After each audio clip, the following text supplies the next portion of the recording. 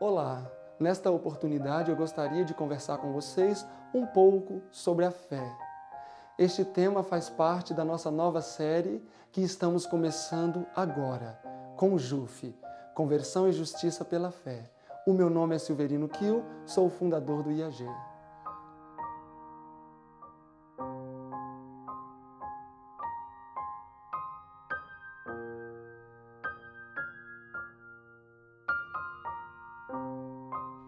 Primeiramente, eu gostaria de mencionar que a fé nos foi ministrada para nos ajudar a crer no impossível, ou seja, aquilo que é improvável para o homem, por meio da fé, torna-se acessível a todos.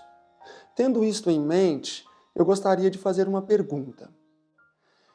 É necessário exercer fé para ver algo visível? Obviamente que não. Por isso, a fé é a experiência de enxergarmos o invisível, de crermos no improvável, ou seja, crermos que existe aquilo que não está diante dos nossos olhos. E eu gosto muito da maneira com que Paulo define a fé. Aqui em Hebreus capítulo 11, eu acredito que muitos já têm esse texto de memória, verso 1, que diz assim: Ora, a fé é o firme fundamento das coisas que se esperam e a prova das coisas que se não veem. Um exemplo prático disso, o verso 3, onde diz: Pela fé acreditamos que os mundos, pela palavra de Deus, foram criados. Hoje, nós só acreditamos que tudo o que existe foi criado por Deus, por sua palavra, pelo exercício da fé. A fé é o que nos dá a garantia de que essas coisas foram reais. Então, a experiência da fé é justamente nós acreditarmos naquilo que aparentemente é impossível. Olhem, por exemplo, aí no capítulo 11 ainda, e a propósito, no capítulo 11 de Hebreus, o que mais temos aqui são histórias de fé. No verso 7, diz assim: Pela fé Noé, divinamente avisado das coisas que ainda não se viam, temeu. E com base naquilo que lhe foi informado, mas que ele ainda não havia visto, ele construiu a arca. E Noé acreditou pela fé de que iria cair chuva do céu, uma vez que tal nunca tinha acontecido. Seria equivalente eu falar hoje: olha, vai ter chuvas de maçãs. Nunca choveu maçã, então isso pareceria loucura. Basicamente foi o que aconteceu com Noé. Na mente das pessoas, o exercício da fé de Noé era uma loucura. Mas a Bíblia, em Romanos 10, 17, diz que a fé vem pelo ouvir, e o ouvir a palavra de Deus. Então nós temos que ouvir a palavra de Deus e nela exercer fé. Agora, qual garantia nós temos de que nós podemos exercer fé na palavra de Deus sem nos decepcionarmos? Olhem comigo aqui Gênesis, capítulo 1. Paulo disse em Romanos 10, 17, que precisamos exercer fé na palavra de Deus.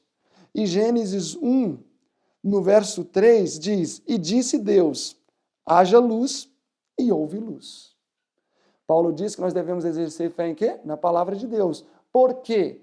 Porque quando Deus fala, acontece. Verso 6, e disse Deus, haja expansão no meio das águas, e houve expansão. E disse Deus, ajuntem-se as águas debaixo dos céus num só lugar, e as águas se ajuntaram, etc, etc, etc. Então, quando Deus fala, acontece. A palavra de Deus tem poder. Olhem aqui comigo Salmo 33. Vamos aqui ao Salmo 33. Aqui também fala sobre a criação. Espero que você esteja com a sua Bíblia. É importante estarmos com a Bíblia. Salmo 33, no verso 6 diz assim: Pela palavra do Senhor foram feitos os céus e todo o exército deles pelo Espírito da sua boca. Verso 9, porque falou e foi feito, mandou e logo apareceu. Então, por que podemos exercer fé na palavra de Deus? Porque quando Deus fala, acontece. A palavra de Deus tem poder criador e recriador. Todas as promessas contidas nas Escrituras são a palavra de Deus. E todas elas, se com fé acreditarmos, pode se cumprir em nossa vida.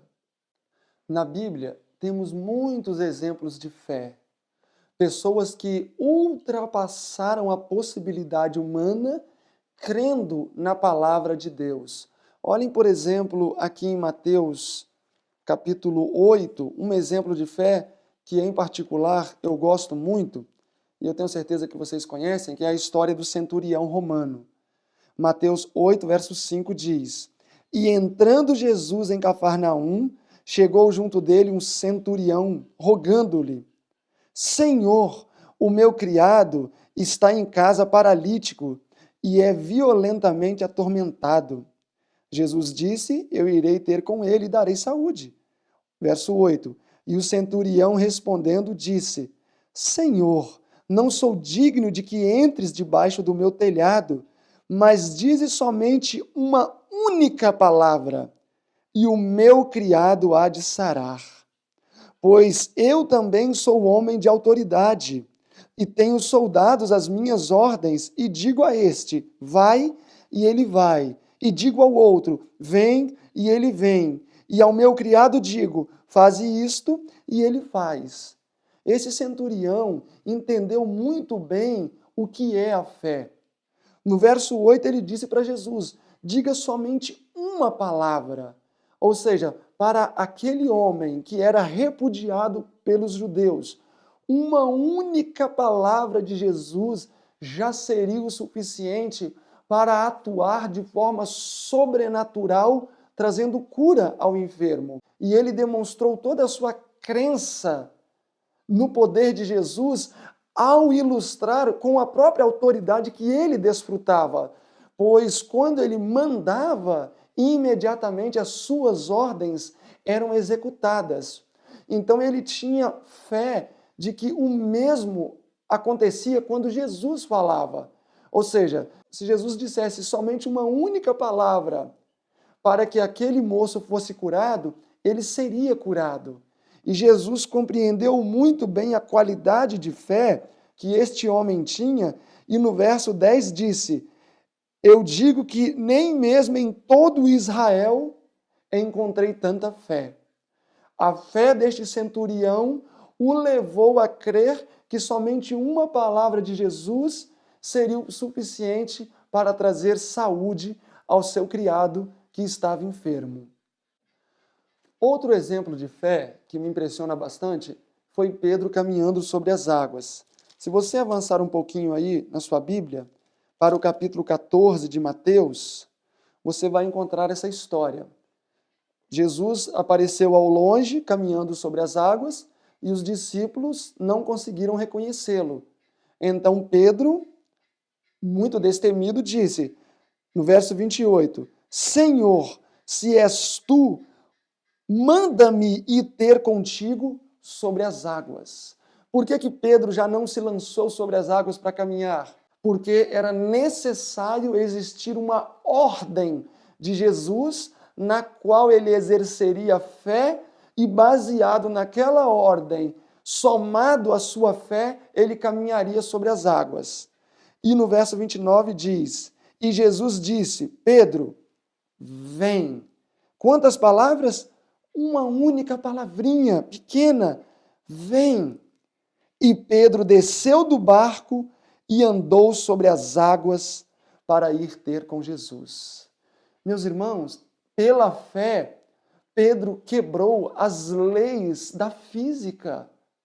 Ele era um objeto sólido sobre uma superfície líquida. E pela fé ele caminhou sobre as águas. Humanamente falando, isto é improvável, impossível. A lógica ou o raciocínio humano não explica isto. Alguém caminhar sobre as águas. mas baseado em uma única palavra de Jesus, única. Vem. Pedro transcendeu a lógica humana. Quem pode explicar um homem caminhar sobre as águas, senão que ele exercitou a sua fé? Ainda usando Pedro como exemplo, vamos aqui em Lucas 5, que nós vamos ver mais uma demonstração de fé. Eles pescaram a noite toda e nada apanharam. E naquela manhã, Jesus os presenteou com sua presença e começou a ensinar as multidões. Ao término dos seus ensinos, Jesus quis dar uma lição prática e pediu para Pedro, juntamente com seus companheiros, para voltarem ao mar, lançarem as suas redes, que eles iriam conseguir pegar muitos peixes. Mas Pedro e seus amigos eram pescadores experientes, sabiam que naquele local, durante o dia, não se conseguia pegar peixes, somente à noite. Mas durante a noite toda nada apanharam. E agora Jesus pede algo que humanamente para eles era impossível. Como pode? Pescamos a noite toda e não pegamos nada.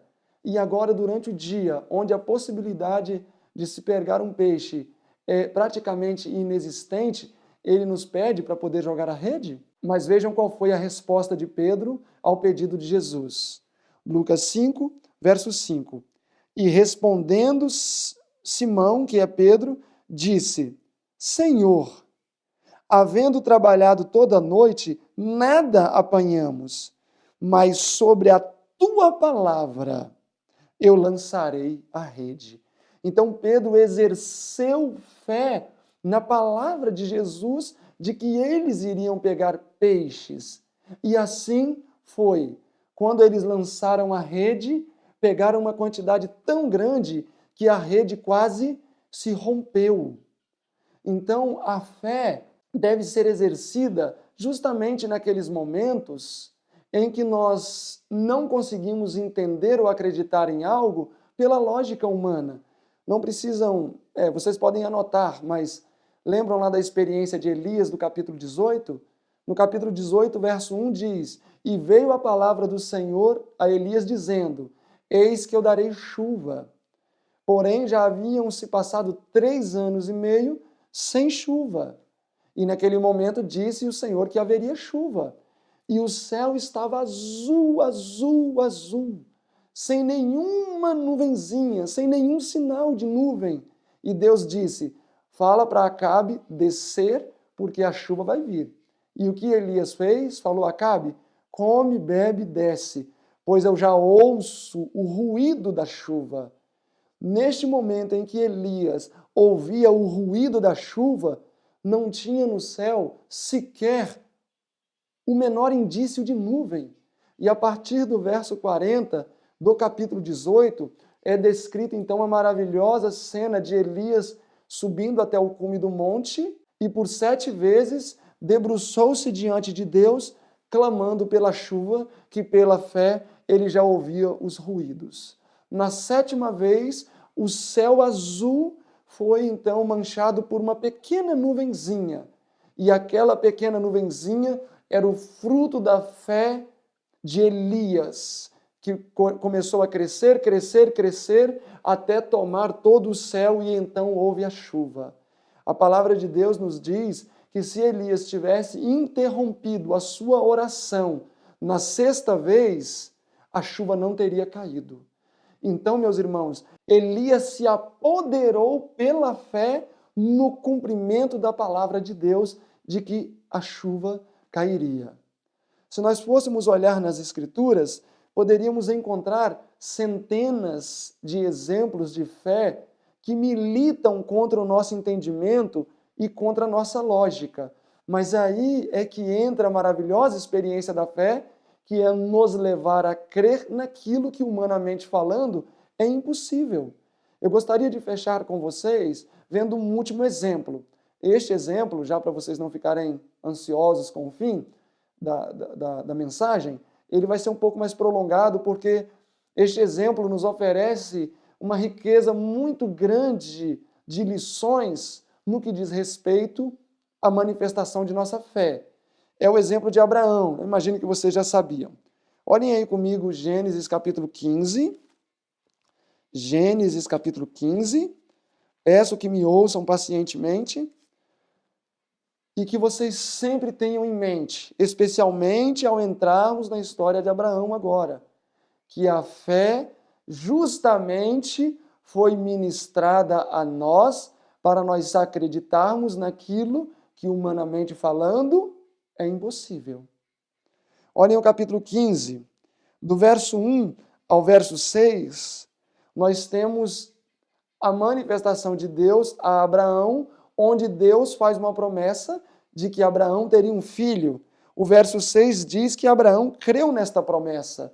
Abraão tinha, neste momento, cerca de 75 anos de idade, uma idade bem avançada já para ter um filho, mas mesmo assim ele creu nesta promessa.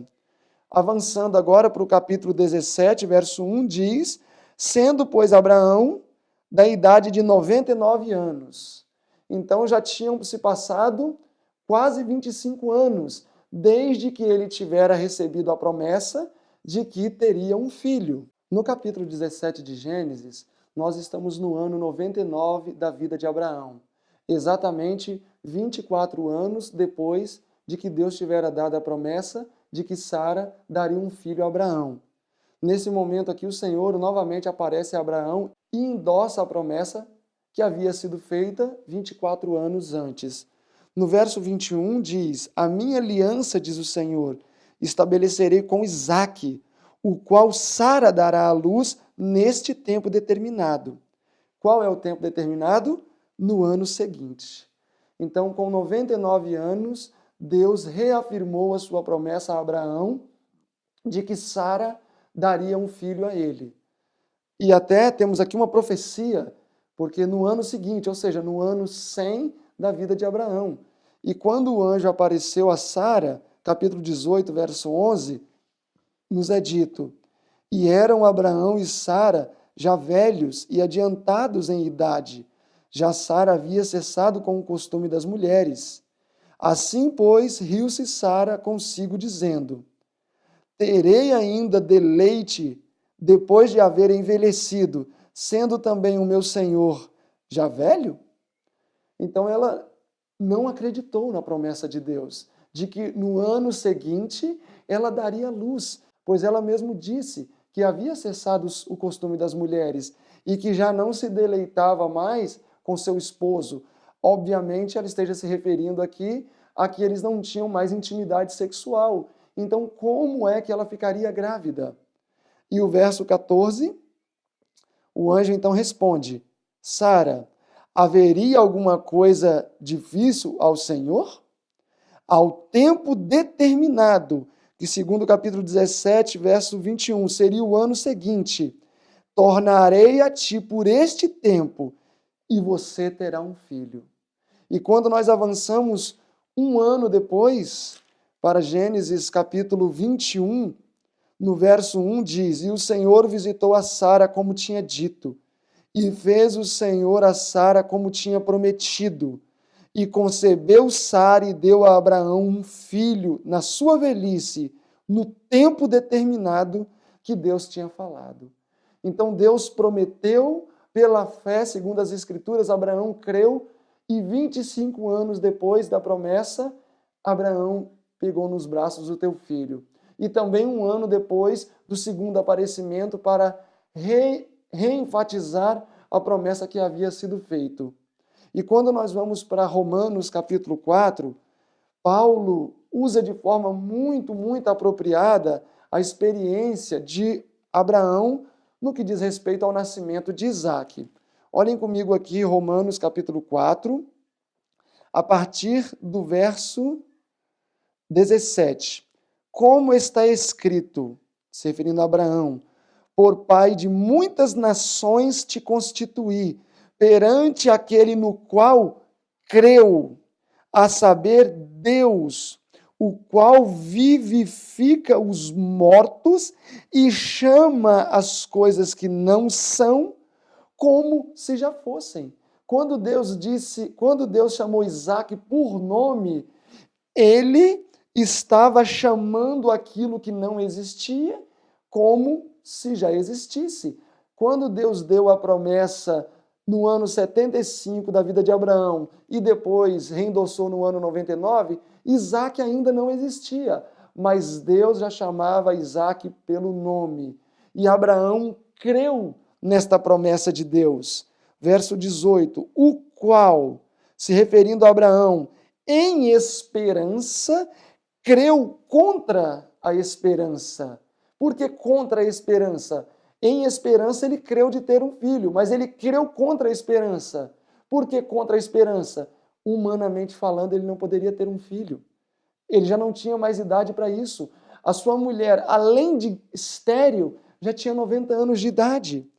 Tanto que ele tornou-se pai de muitas nações, conforme lhe fora dito, assim será a sua descendência. Verso 19. E não enfraquecendo na fé, não atentou para o seu próprio corpo amortecido. Às vezes, as pessoas minimizam muito o poder de Deus. Quer ver um exemplo disso? Muitos dizem que nós não podemos vencer os nossos defeitos de caráter. Isso não seria minimizar o poder de Deus?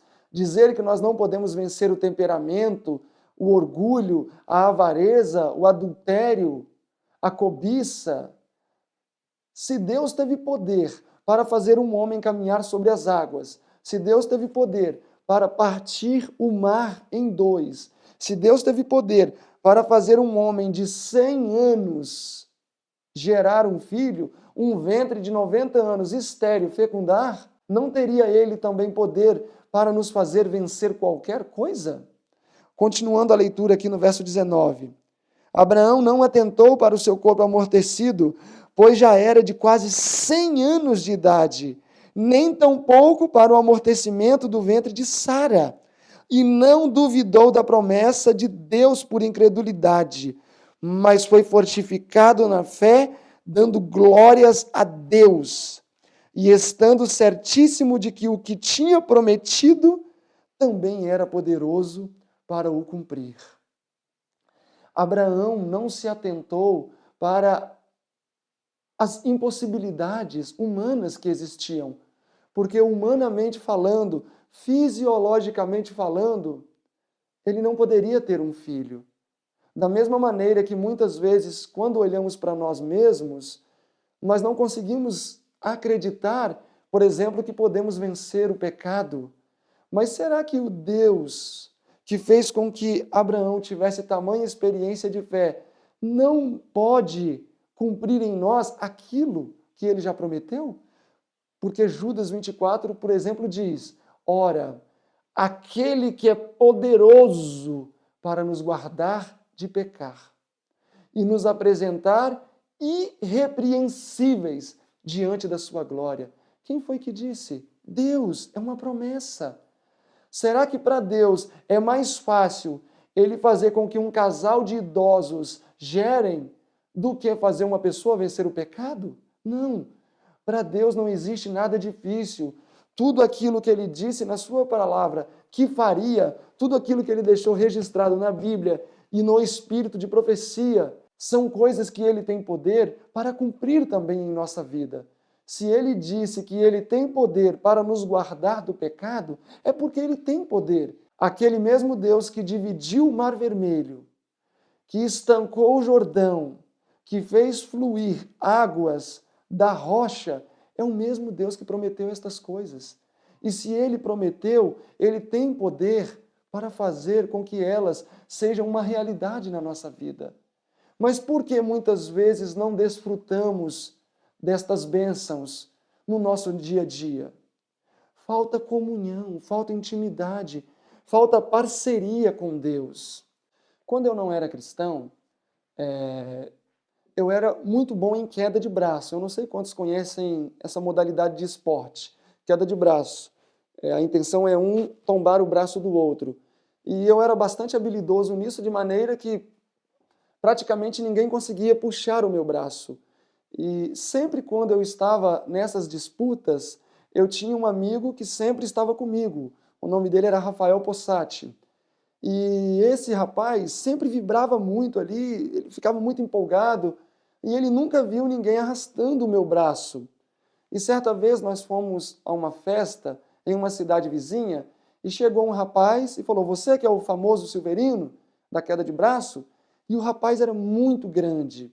Ele trabalhava no armazém de café, pegando aqueles sacos pesados. Os seus braços eram enormes, ele era um homem enorme. E ele perguntou: "Você que é o tal do Silverino que ninguém arrasta o braço?" E é claro que eu também, no meu orgulho, não quis ficar para trás, falei: "Sim, sou eu mesmo. Vai tentar sorte? Vamos, mas eu não bato queda de braço de graça não. Vamos apostar. O que é que você tem aí?" E eu não tinha nada, eu estava de carona com esse amigo, né, Rafael. "Eu tenho essa moto aqui para colocar na aposta. O que você tem para colocar?" E eu não tinha nada. Eu falei: "Bom, eu não tenho nada aqui." E esse amigo meu, Rafael, ele tinha uma caminhonete que devia valer mais ou menos uns 30 mil reais. A moto desse rapaz, eu acho que valia no máximo uns 3 mil reais. E esse amigo meu colocou: "Nós temos uma caminhonete, essa daqui, ó." E na hora eu fiquei um pouco receoso. Falei: "Nossa, agora a responsabilidade, olha o tamanho do cara." Ele carregava 2, 3 sacos de café de 50 quilos. Mas o que eu quero focar é o seguinte: o que foi que levou este meu amigo a depositar tanta confiança na minha capacidade de vencer aquela pessoa, mesmo que humanamente parecia ser um pouco improvável? Foi o grau de intimidade que nós tínhamos. Nós estávamos sempre juntos, para lá, para cá, fazendo tudo juntos, e ele viu várias demonstrações de que eu realmente tinha muita habilidade na queda de braço. Então, com base na experiência do passado que tínhamos juntos, de tudo aquilo que ele havia visto, pela intimidade que desfrutávamos, ele foi levado a crer que poderia depositar confiança, depositar fé em mim, que ele não seria decepcionado. O mesmo aconteceria conosco se a nossa vida fosse mais próxima de Deus, se a nossa comunhão fosse mais íntima com Deus, se o nosso caminhar fosse o caminhar de Enoque, pois Enoque caminhava com Deus, segundo nos é dito. E no caso de Abraão, nós vimos que ele acreditou em Deus porque ele tinha uma vida de comunhão com o Senhor. E anos mais tarde, quando Isaac já tinha 20 anos, Deus colocou Abraão sobre prova. Deus disse para Abraão sacrificar o seu filho, o seu único filho. E nos é dito em Hebreus e em Tiago que quando Deus pediu para Abraão sacrificar o seu filho, que Abraão, na sua mente, sacrificou Isaac. Durante 3 dias eles caminharam, Gênesis 22, verso 4, desde a sua casa até o monte Moriá, local em que Isaac seria oferecido. Então, durante 3 dias, para Abraão, Isaac estava morto. Ou seja, Abraão caminhou com um morto vivo do seu lado. Agora, por que Abraão matou Isaac no seu coração? Olhem aqui comigo Hebreus capítulo 11. Hebreus 11, verso 17, diz: "Pela fé, Abraão ofereceu Isaac quando ele foi provado." E a palavra aqui, oferecer, é um verbo transitivo direto que denota ação e não mera intenção. Ou seja, quando Abraão recebeu a ordem de Deus de sacrificar o seu filho, ele sacrificou. Agora, por que Abraão sacrificou? O texto diz que é pela fé. Mas fé em quê? Olhem só o verso 18. "Sendo-lhe dito", em que Abraão exerceu fé? Olha que lindo. "Em Isaque será chamada tua descendência." Ele teve fé em quê? Na promessa que havia sido feita. "E considerou Abraão que Deus era poderoso para ressuscitar Isaque dentre os mortos." Então, o que Abraão pensou? Eu vou sacrificar Isaque. Mas existe a promessa de que ele seria a minha descendência. A partir dele viria as nações e lá no futuro o Messias. Então, qual foi a conclusão que Abraão chegou? Deus vai ressuscitar ele dos mortos. Ele teve fé de que Isaque seria ressuscitado dos mortos quando ainda não havia existido a experiência de um homem ter sido ressuscitado. E o verso 19 diz o seguinte: "E daí, também em figura, Abraão recobrou Isaque dos mortos ao 3º dia."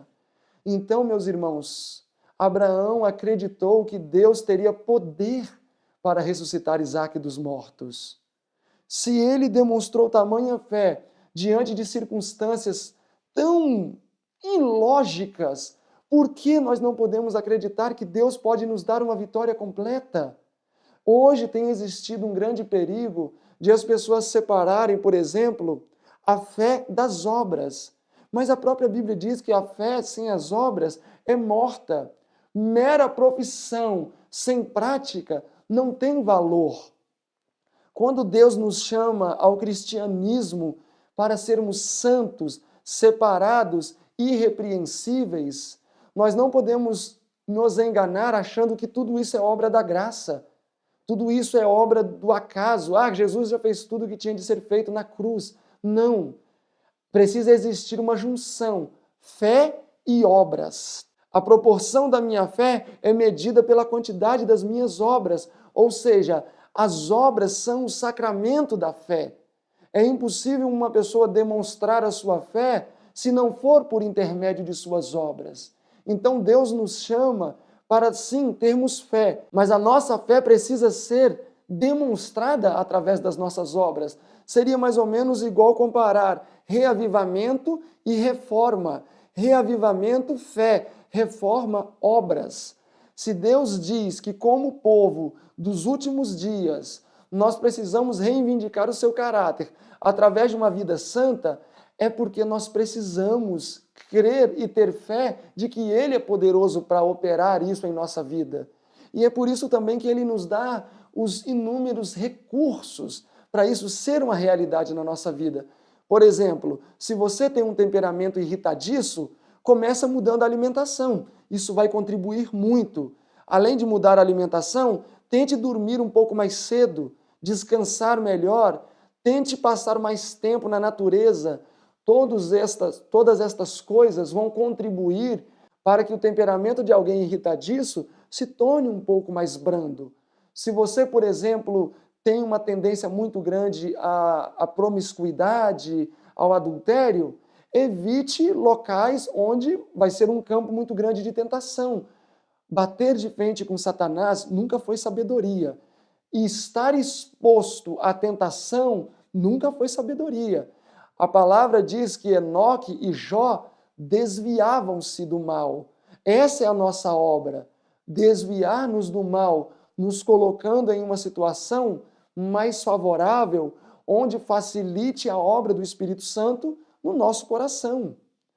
Pela fé, meus irmãos, as Escrituras nos dizem que, por exemplo, Daniel fechou a boca dos leões, as mães receberam os seus filhos dos mortos, entre tantas outras proezas. Não vamos limitar o poder de Deus. Ele deixou a Bíblia com vários exemplos de pessoas que, pela fé, fizeram grandes proezas. E nos nossos dias ainda temos o espírito de profecia. São mais de 100.000 páginas. Tudo isto para quê? Para que nós tenhamos no que exercer fé. Pedro exerceu fé em uma única palavra de Jesus: vem. O centurião romano exerceria fé em uma única só ordem de Jesus: sede curado e ele será. Então hoje nós estamos vivendo em um período de muita abundância. Então por que não darmos um voto de confiança a Deus e o que Ele pode fazer por nós? A impossibilidade da vitória reside na nossa falta de fé de alcançarmos a vitória. Se Deus disse que Ele tem poder para nos elevar às alturas e nos tirar desse mundo de corrupção e pecado, ainda nesta vida, é porque Ele tem poder para fazer com que isso seja uma realidade na sua vida e na minha vida. Meu irmão, minha irmã, Deus, nesses últimos dias, está buscando um Israel forte, está buscando um Israel composto de Daniel, composto de Abraão, composto de Enoque e outros grandes homens do passado que fizeram grandes prodígios simplesmente baseados na sua fé. Quando eles perdiam as esperanças do olhar humano, a fé os levava a ver muito além da impossibilidade humana. E aquele mesmo Deus que operou, deseja operar hoje, na sua vida e na minha vida.